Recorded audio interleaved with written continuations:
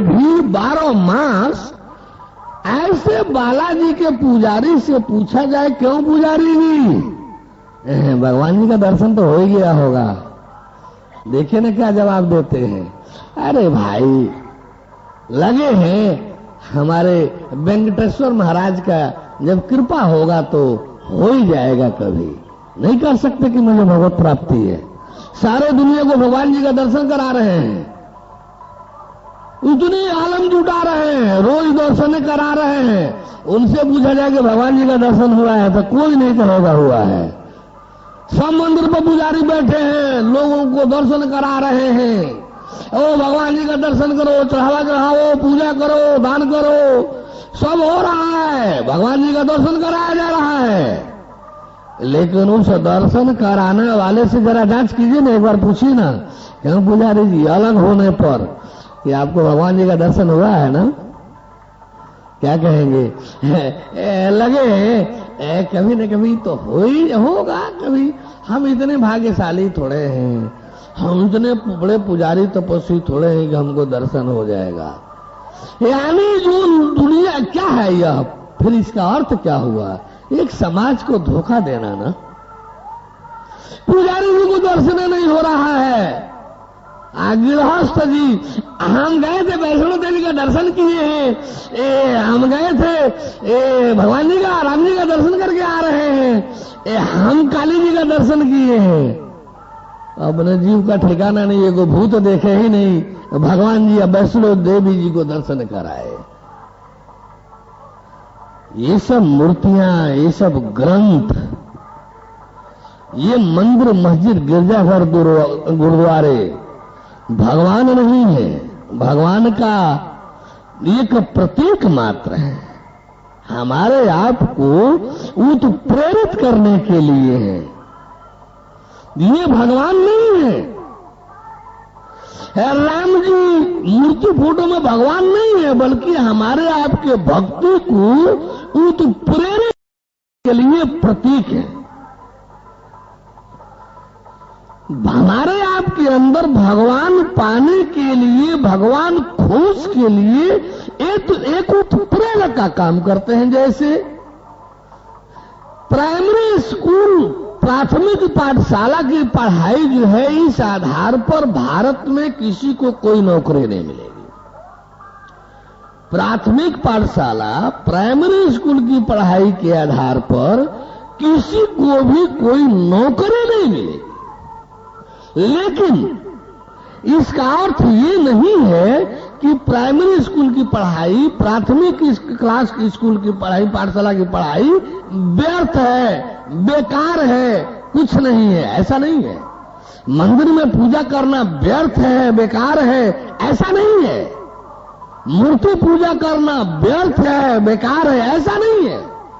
ग्रंथ पाठ करना व्यर्थ है, बेकार है, ऐसा नहीं है। लेकिन वो भगवान भी नहीं है।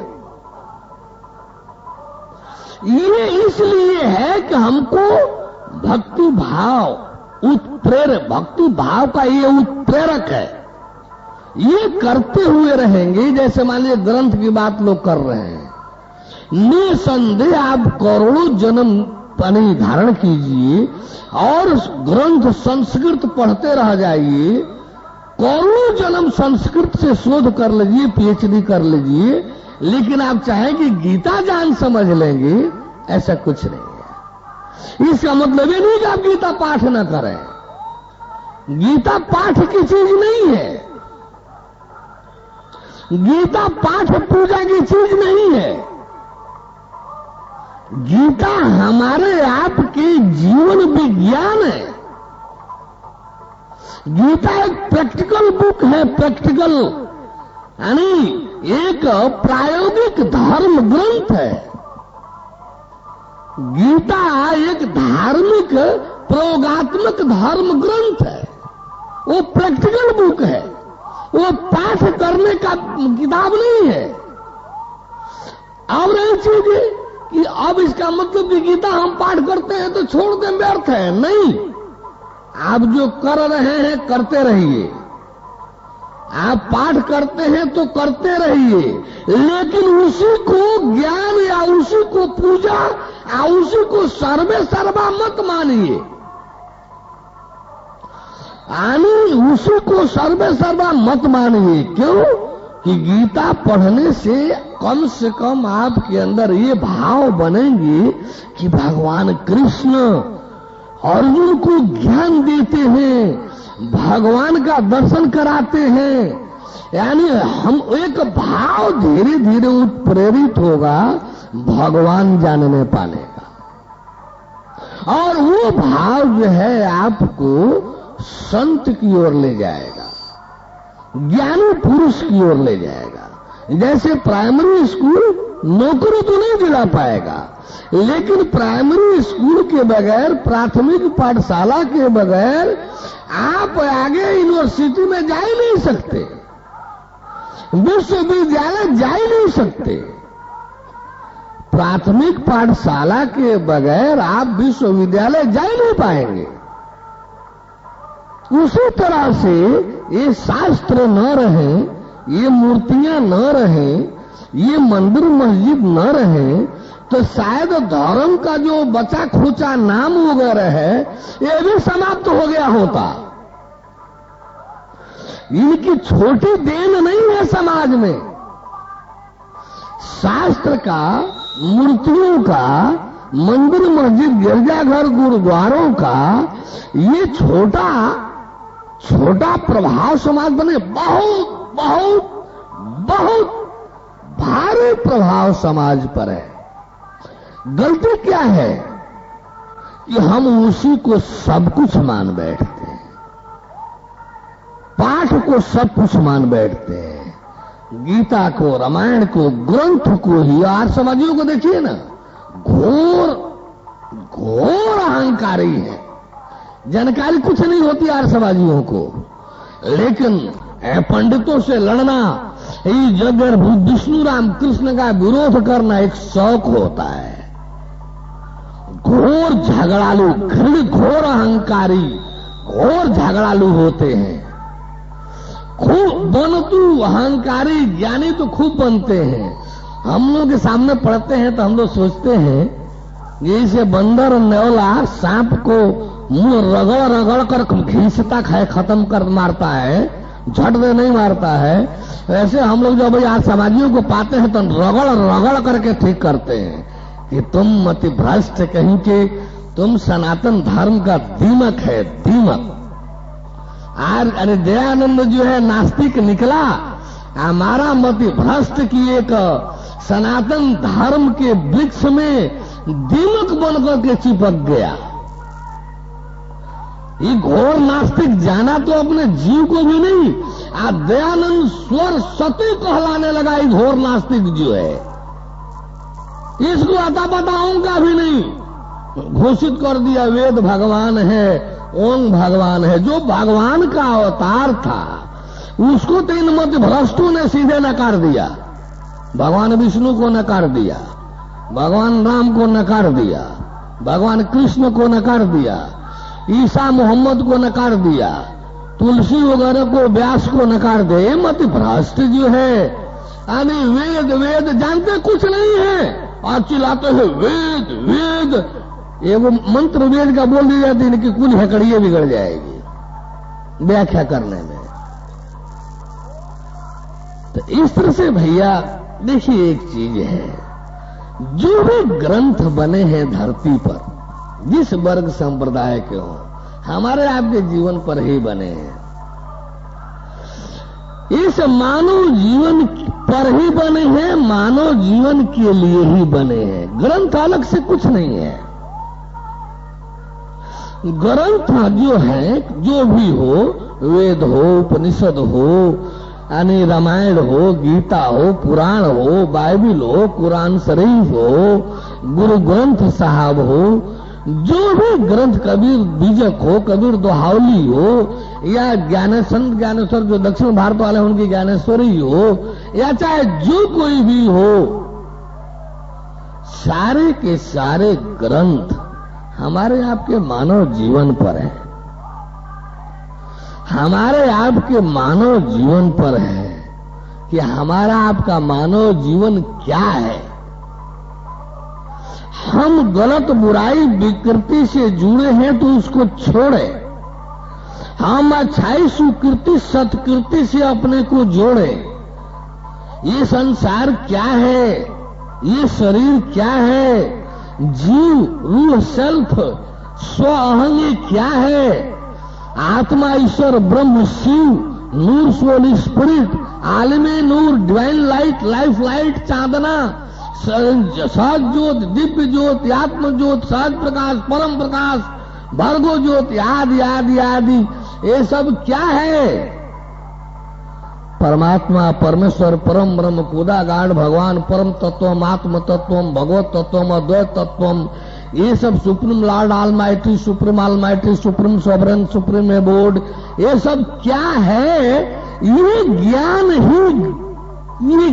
ही इस ग्रंथ में भरा पड़ा है और ये ज्ञान हमारे आपके मानव जीवन का है। हमारे आपके मानव जीवन को जानना कि ये मानव जीवन क्या है, ये इस मानव जीवन का प्रयोजन क्या है, हम इस मानव जीवन को इस झूठे बिल्कुल स्वप्न से भी बदतर झूठ स्वप्न से भी बदतर झूठ इस मनोरंजन के मात्र के लिए इस संसार में इस मानव जीवन को हम किस प्रकार से रखें ले चले। इस झूठे बिल्कुल झूठ स्वप्न से भी बदतर झूठ जो ये संसार दिखाई दे रहा है, जो हमारे आपके मात्र मनोरंजन के लिए परमेश्वर ने बनाया है, हमारे आप को इसमें आनंद लेने के लिए बनाया है, इसमें हम अपने जीवन को किस प्रकार से रखें, इसमें हम अपने को किस प्रकार से ले चले कि सारा मौज मस्ती आनंद भी ले और हम इसमें सटने चिपकने भी न पावे, सारा इसका आनंद भी ले और सटने चिपकने भी न पावे। देखिए है कुछ नहीं, ये झूठा संसार है, बिल्कुल स्वप्न से बदतर झूठ, लेकिन बड़ा खतरनाक है, बड़ा भयावह है। इसका सारा आनंद लीजिए, सारा मजा लीजिए, कोई बात नहीं, आपके आनंद मजा के लिए बना है, लेकिन सटिएगा नहीं, चिपकिएगा नहीं, सर्वनाश हो जाएगा।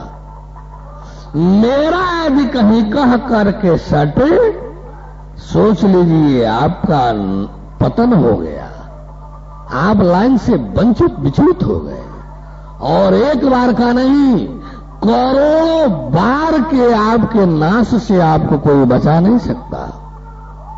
आज झट से नाश नहीं होगा, झट से नाश नहीं होगा। जन्मत मरत दुसह दुख होई, मृत्यु की यातनाएं नारकीय यातनाएं इतनी दुसह होती हैं, इतनी दुसह होती हैं। एक बार एक नर, मान लीजिए नरक भी कितने प्रकार के हैं, तामिस्त्र है, कुंभिपाक है, अन्यंध कुंभिपाक है, रौरव नरक है।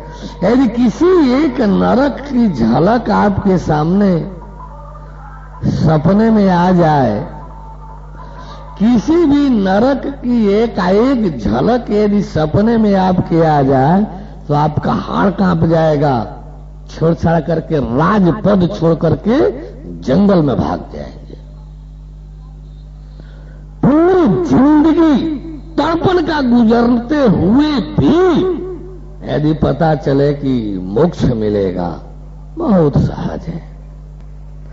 यदि ये कोई फिक्स करे कि आपको मोक्ष मिलेगा और पूरी जिंदगी आपको यातना में रखे, पूरी जिंदगी यातना में रखे, बहुत सस्ता सौदा है।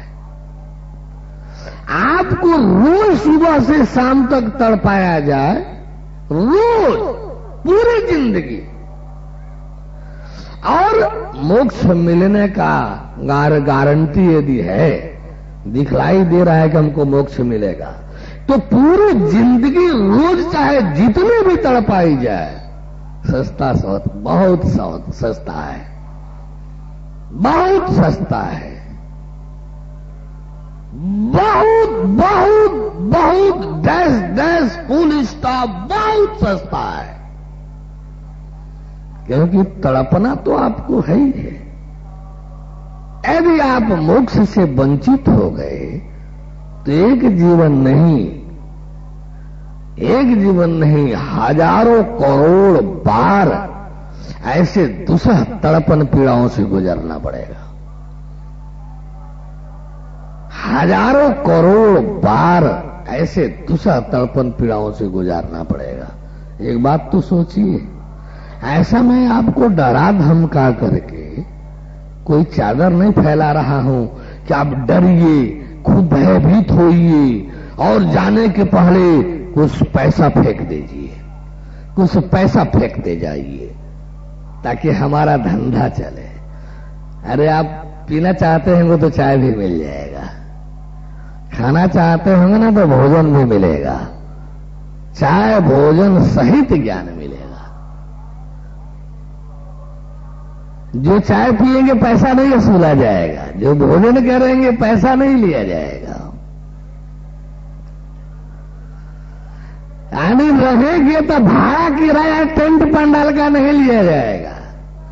अरे जो अपने बाप दादा का है, जो अपने भक्त सेवक का है, सब हम उड़ाते हुए आप लोगों की सेवा में ज्ञान देने में लगे हैं। अपना तो उड़ा ही रहे हैं, जो हमारे पास है हमको मिलता है। अपने भक्त सेवक लोगों का भी उड़ा रहा हूं। अपने भक्त सेवक लोगों को कमीशन दे करके, धन दौलत मिल बांट करके, आपको फंसा करके लूटने का धंधा नहीं करता हूं।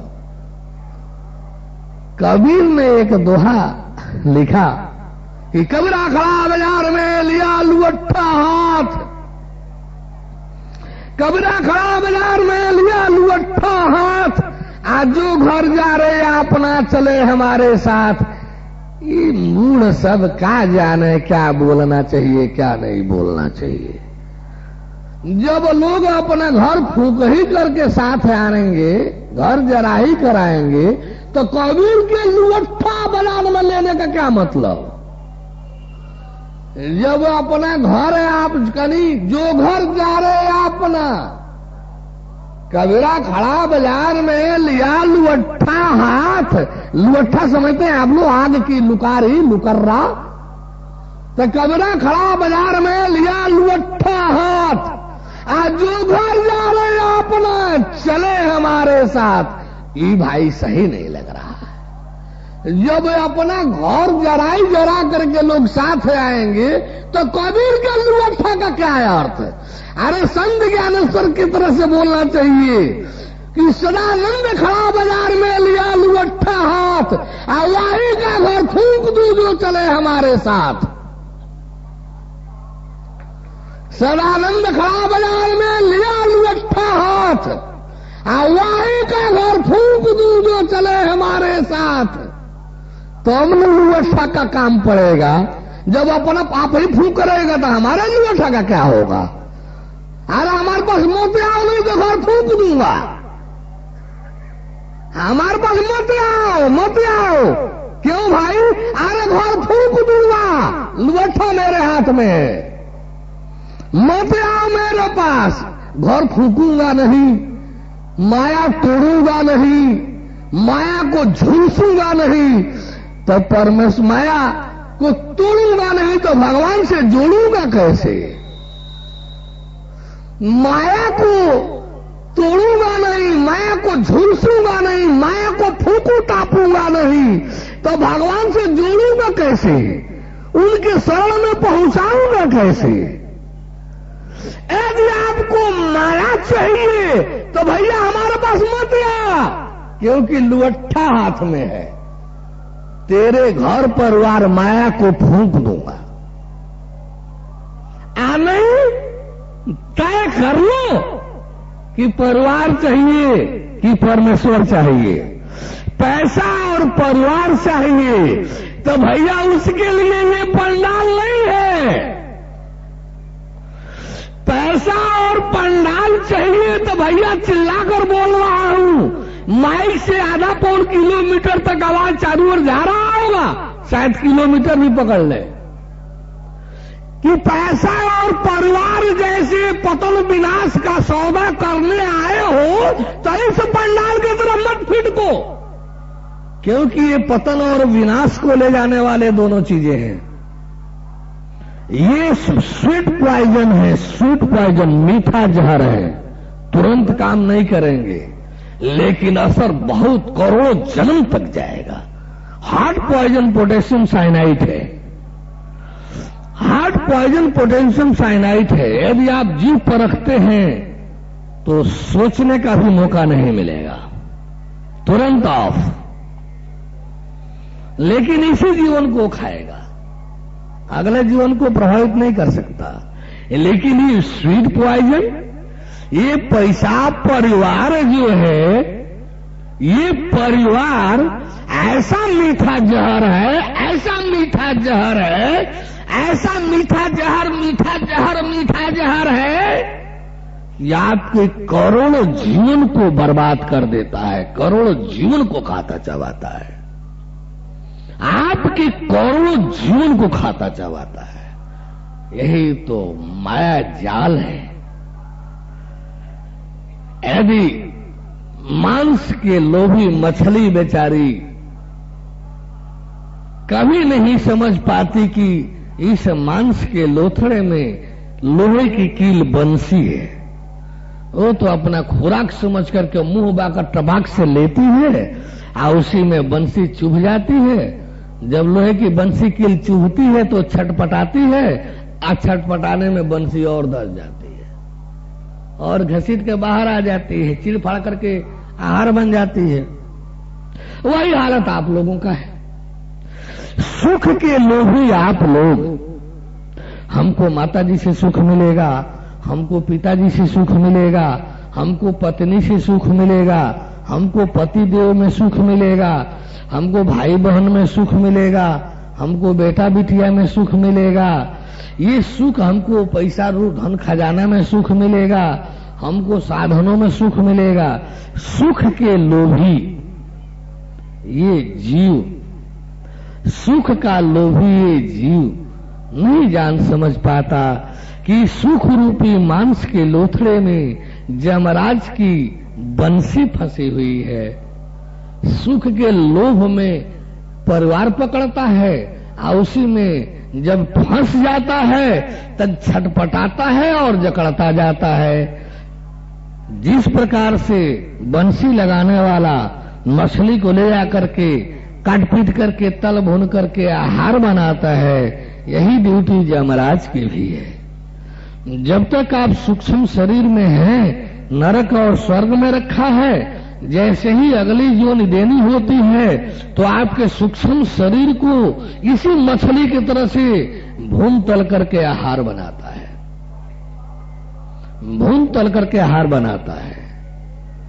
तो ये स्थिति प्रकृति जो है, जो प्रकृतिस्थ व्यवस्था है, उससे तो गुजरना ही पड़ेगा ना। आप लोग सुख के, कितना सुख आप लोगों के पास हो गया है? क्या आप लोग हम लोग से बहुत अधिक सुखी हो गए हैं क्या? परमेश्वर वालों से कोई और भी बहुत सुखी हो गया है क्या? ईमान से, संयम पूर्वक यदि ईमान हमारे पास हो तो परमेश्वर वाले को पूरी जिंदगी किसी भी प्रकार की कष्ट परेशानी हो नहीं सकती। निसंदेह ज्ञानियों के लिए, भगवान के शरणागतों के लिए कष्ट परेशानी बनी ही नहीं है, नहीं। ये तो तब हमारे पास आती है जब हम बेईमान होते हैं, जब हम ईमान खोर होते हैं, जब हम भ्रष्ट होते हैं, मन माना करने लगते हैं। हम एक मन मानागिरी छोड़ दें, एक मन मानागिरी छोड़ करके ईमान से परमेश्वर के शरण में हो जाए तो कभी कभी दुख कष्ट व्याधि की कल्पना ही न रह जाए। और मान लीजिए यदि कभी आ रही है दुख कष्ट यातना तो निसंदेह हमारा जांच होगा क्योंकि पढ़ने वाले का जांच होता है, परीक्षा होता है। पास होने के लिए जांच परीक्षा होता है।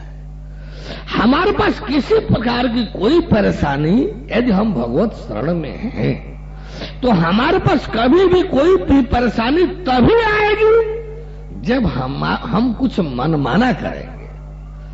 ये परेशानी तभी आएगी जब हम कुछ बेईमान बनेंगे, मनमाना बनेंगे, भ्रष्ट बनेंगे, अपने कर्तव्य के प्रति लापरवाह बनेंगे, तभी कोई परेशानी आ सकती है।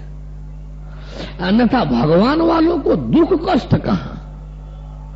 इतनी पीड़ाएं प्रहलाद को दी गई, इतनी पीड़ाएं प्रहलाद को दी गई, क्या प्रहलाद को कष्ट पीड़ा हुआ? इतने दुख व्याधियां ध्रुव प्रहलाद को, मीरा को साधारण यातनाएं दी गई क्या? क्या उनमें कोई प्रेशर भगवान जी बनाए थे कि हमारे साथ बने रहो बने रहो? यदि हमारे पास ईमान होगा तो दुख पीड़ाओं में भी भारी उपलब्धियां दिखाई देती हैं। एक सहजतापूर्वक देख लीजिए ना, मानना क्या है? आज राम जी का वनवास यदि राम जी के जीवन से हटा दिया जाए तो रामायण ग्रंथ बनेगा। आज कृष्ण जी के संघर्ष कंस द्वारा भेजे असुर राक्षसों द्वारा, जरासंध द्वारा, कौरवों द्वारा जो विपरीत व्यवहार दिए गए उनको हटा दिए जाए तो कृष्ण का कोई गाथा रह जाएगा? राम का वनवास हटा दिया जाए तो कोई राम की गाथा रह जाएगी? प्रहलाद के विरोधी यानी कष्ट देने वाले प्रकरणों को हटा दिया जाए तो क्या उनका कोई गाथा रह जाएगा? ध्रुव के बन जाते समय जो विरोधाभास, जो उनको कष्ट पीड़ाएं देने वाली जो परिस्थितियां सामने आई, यदि उसको निकाल दिया जाए तो ध्रुव की गाथा मिलेगी। मीराबाई को जो विरोध, जो संघर्ष, जो तड़पन दिया गया,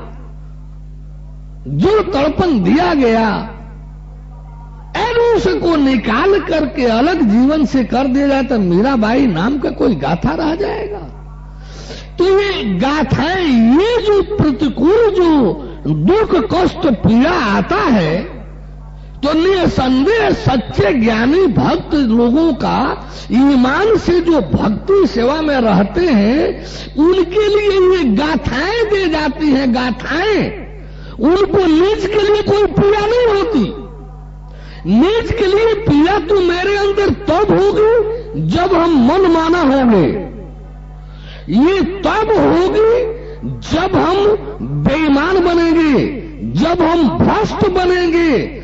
फिर तो भगवान का कोई अपना पराया होता है क्या? यही तो भ्रम है कि भगवान हमारा है।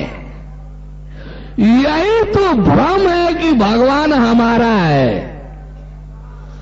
ऐसा कुछ नहीं है। भगवान एक ऐसा विधान है, ईमान संयम से हो तो भगवान तेरा है। बेईमान भ्रष्ट बन गए तो कैसा तू और कैसा तेरा भगवान? भगवान ही शक्ति है, बिजली। अरे इसके विधान से है तो ये मेरी है, मेरे लिए है। जब चाहूं रोशनी ले लूं, जब गर्मी हो तो हवा ले लूं, जब ठंडा हो तो वाटनी रूम हीटर लगा लूं, जब गर्मी हो तो कूलर लगा दूं, एसी लगा लूं। लेकिन जब हम कहेंगे ये बिजली हमारी है, हम चाहे जैसे मन करे पर है, हम खुला तार पकड़ेंगे, बिजली हमारी है, तो भैया खुला तार पकड़ेंगे तो बिजली मना करती है कि विधान से लाकर सब लाभ ले लो, खुला तार छूना मत। ऐसे खुला तार पकड़ने जाएंगे तो बिजली के आप कुछ नहीं रह जाएंगे, आपको खांचा आ जाएगी। वही हाल भगवान का है। भगवान उन सबका है जो ईमान संयम से भगवान के भक्ति सेवा में है, भगवान का और कोई संबंध नहीं होता है, भगवान का एक ही संबंध है भक्ति सेवा का। भक्त सेवक है भगवान के हैं, मत भ्रष्ट हो गए, मनमाना हो गए, भगवान आपका कुछ नहीं, आपको कुछ नहीं समझता। सबसे पहले तो भगवान आपको पीड़ा पहुंचाएगा, सबसे पहले तो भगवान आपको दंडित करेगा। भगवान वो बेईमान मालिक नहीं है, भगवान न्यायी मालिक नहीं होता है कि अपने बच्चे के पक्ष में दूसरे के बच्चे को चाटा मारे। भगवान वह सच्चा और न्यायप्रिय है कि यदि झगड़ा हुआ है तो पहले अपने बच्चे को चाटा मारेगा, यदि चार चाटा अपने बच्चे को मारेगा तो उधर अपराध होगा तो डांटेगा, बड़ा करेगा तो एक चाटा दूसरे के बच्चे को मारेगा। लेकिन वो तब जब दो चार चाटा अपने बच्चे को दे लेगा, यदि केवल दूसरे बच्चे को देगा तब तो झमेला हो जाएगा। तो भगवान का कोई नहीं होता है, वे सब भगवान के हैं जो ईमान संयम से मन माना रहने वाला, हमारे ही साथ रात दिन जो रह रहा हो